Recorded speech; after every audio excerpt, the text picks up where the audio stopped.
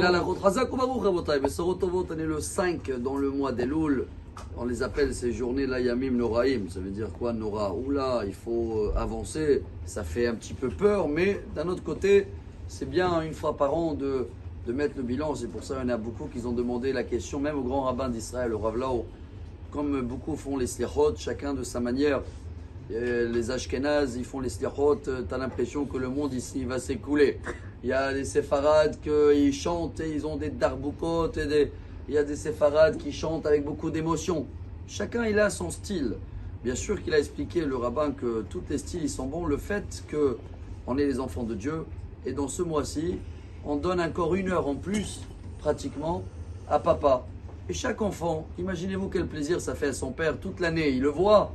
Mais une fois par an, il y a une période où il va le voir encore 1 heure en plus. Alors peu importe de quelle manière il vient le voir et de quel sujet ils veulent parler, de la joie, le fait d'être là, un peu plus d'effort avec papa, ça le fait énormément plaisir. Pour cela, on va essayer de partager en ce moment des petits jackpots, des métaphores. Bien sûr, pas les miens, on est des perroquets. Mais ça, c'est une vraie histoire apparemment qu'elle s'est passée dans une des villes, quelque part à l'époque où les voleurs étaient condamnés à mort. Et il y en avait un voleur, le seul de la ville, parce que c'était une ville très réglo. Et à la fin, ils ont pu l'attraper, rien à faire. Ils l'ont amené pour aller le pendre. Et juste avant, il y avait un grand bruit là-bas. Les gens, ils ont dit au roi, c'est vrai qu'en général, il faut le pendre, mais sachez que c'est le seul qui est capable de, comment on appelle quelqu'un il faut le refaire vivre.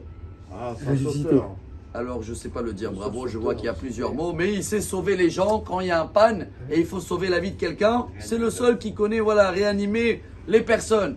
Ouah, alors le roi, il a réfléchi et tout, il a dit, bon, si on a besoin de lui, ok, on va le laisser. Bon, c'est un voleur, alors on va lui donner même un salaire comme ça, il ne va pas voler et qui sera là pour les gens. Et de là, je crois qu'on tire un très grand message, Rabotai. Peu importe ce qu'on a fait du mal cette année, peu importe ce qu'ils veulent juger en haut, mais s'ils arrivent là à la fin, et ils voient que les gens, ils ont besoin de nous, parce qu'on aide autour, on partage, on donne de sourires, on donne de temps, on donne de l'argent.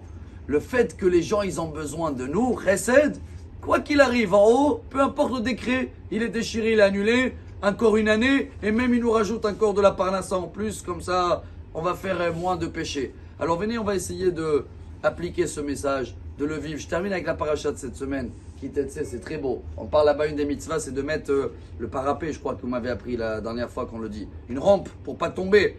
La Torah elle nous oblige. Et la Gemara, elle précise que c'est marqué dans la paracha qui pol anofel mimeno. Si tu mets pas une rampe, celui-là qui doit tomber, il va tomber chez toi. Ça veut dire quoi celui-là qui doit tomber? Et là-bas, la Gemara, elle explique, elle détaille. C'est une grande base dans notre libre arbitre. Il y a des gens qui doivent tomber.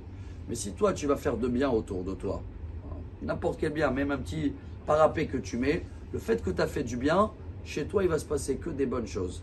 Alors venez, on va essayer de faire plus de bien autour de nous.